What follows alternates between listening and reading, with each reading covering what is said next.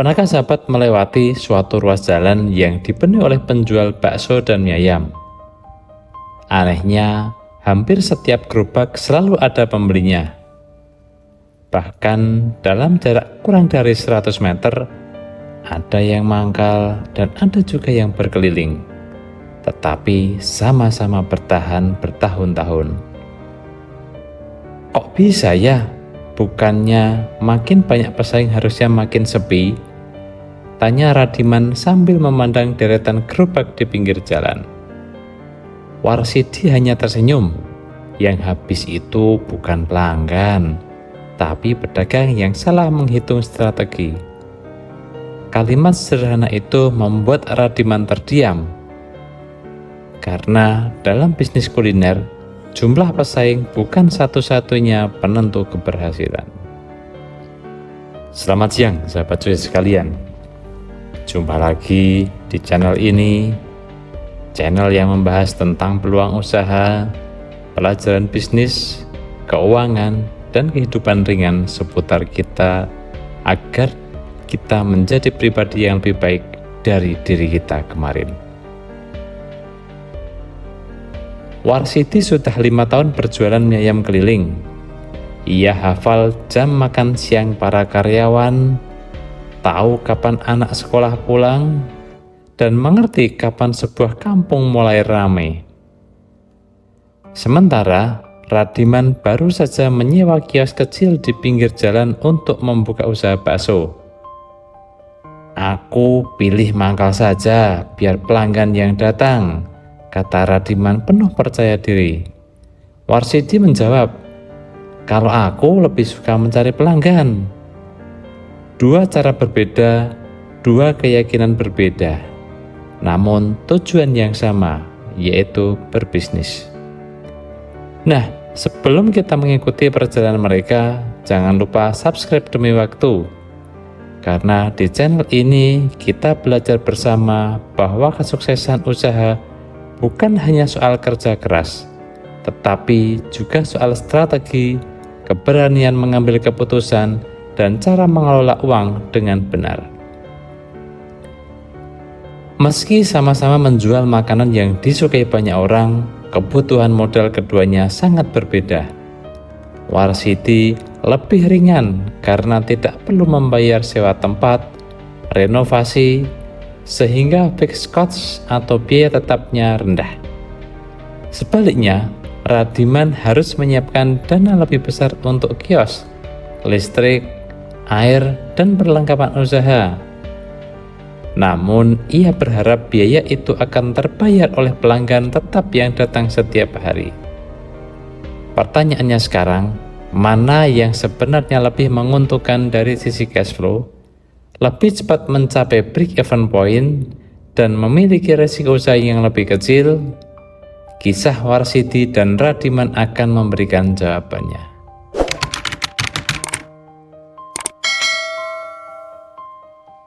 Pagi-pagi sekali Warsidi sudah selesai menyiapkan mie, memasak kuah, dan menyusun bakso ke dalam gerobaknya.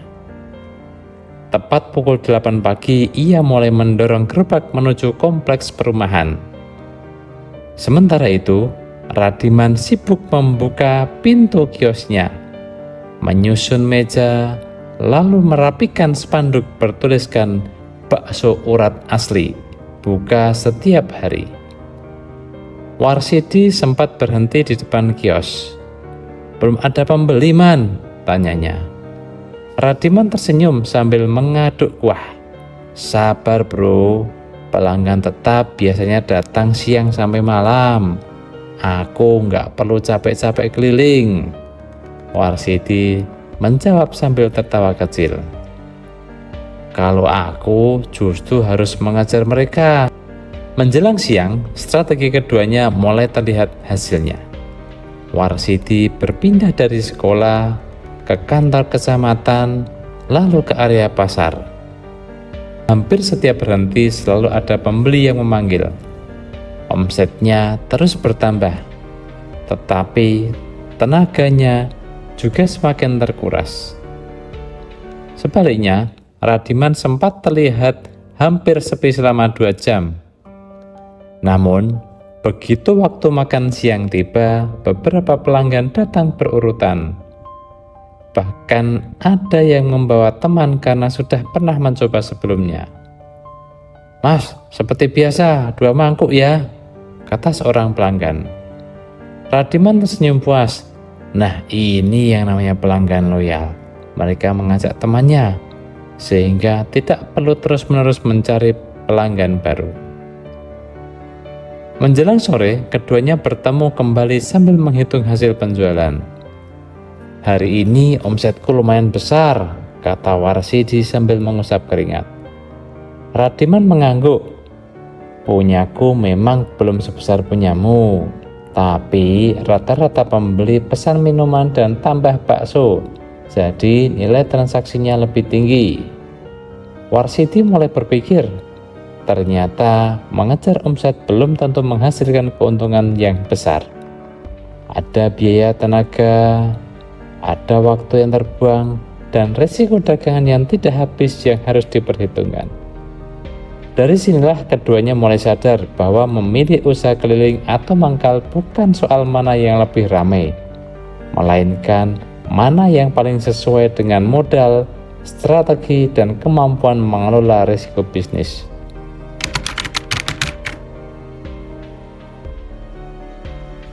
Sudah hampir 3 bulan Warsiti dan Radiman menjalankan usahanya. Suatu malam, mereka bertemu di warung kopi setelah selesai berdagang. Warsiti langsung tersenyum lebar sambil menunjukkan buku catatannya.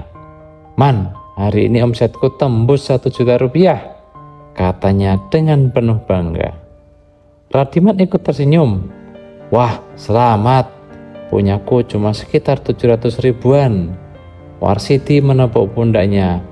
"Makanya jualan itu harus keliling, pembelinya lebih banyak." Radiman hanya mengangguk tanpa membantah. "Belum tentu, Sid. Coba kita hitung dulu untung bersihnya." Mereka mulai membuka buku keuangan masing-masing. Warsiti menghitung pembelian ayam, mie, bakso, gas, bensin untuk motor pendorong gerobak, es batu, hingga biaya membantu seorang tetangga yang ikut mendorong gerobak saat akhir pekan. Ia juga mencatat beberapa mangkuk mie yang tidak habis terjual dan akhirnya dibagikan. "Loh, kok laba bersihku tinggal segini?"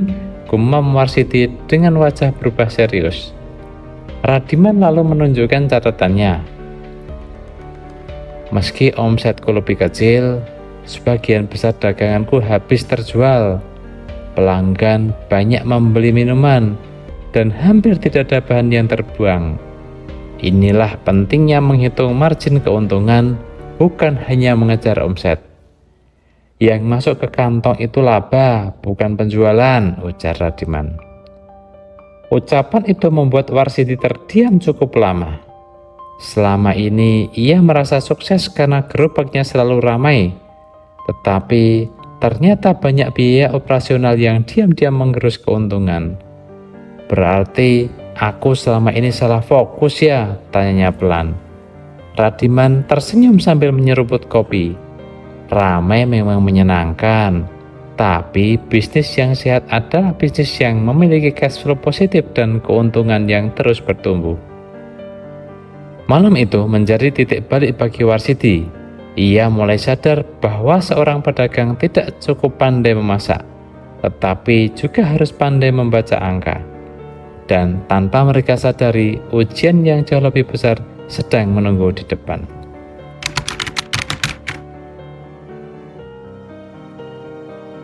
Memasuki bulan ke-6, keadaan yang tidak pernah diperkirakan datang juga. Pemerintah mulai memperbaiki jalan utama tempat kios Radiman berada. Separuh badan jalan tidak bisa dilewati, sehingga kendaraan sulit berhenti. Sejak pagi hingga siang, kiosnya nyaris kosong. Baru 3 mangkuk yang terjual, keluh Radiman sambil menatap kuah yang masih penuh di panci. Sore harinya, ia bertemu Warsidi yang baru selesai berkeliling. "Gimana bro jualan hari ini?" tanya Warsiti. Radiman hanya tersenyum pahit. Ramai itu ternyata bisa hilang dalam semalam kalau kita bergantung pada satu lokasi. Yang mengejutkan, justru Warsiti sedang menikmati kenaikan penjualan. Karena bebas berpindah-pindah, ia mengubah rute ke kawasan perumahan baru yang sedang ramai pekerja proyek. Dalam beberapa hari, ia menemukan titik mangkal sementara yang jauh lebih potensial. "Sid, kok daganganmu malah makin laris?" tanya Radiman heran. Warsiti menjawab, "Aku cuma mengikuti arus pelanggan. Kalau satu tempat sepi, aku pindah. Fleksibilitas itu ternyata aset." Radiman mengangguk pelan. Ia baru menyadari bahwa biaya sewa kios yang selama ini ia bayar walaupun tetap berjalan meskipun pembeli berkurang. Fixed cost tidak ikut turun karena penjualan menurun. Namun plot twist sesungguhnya terjadi seminggu kemudian. Warsiti datang menghampiri Radiman dengan wajah lesu.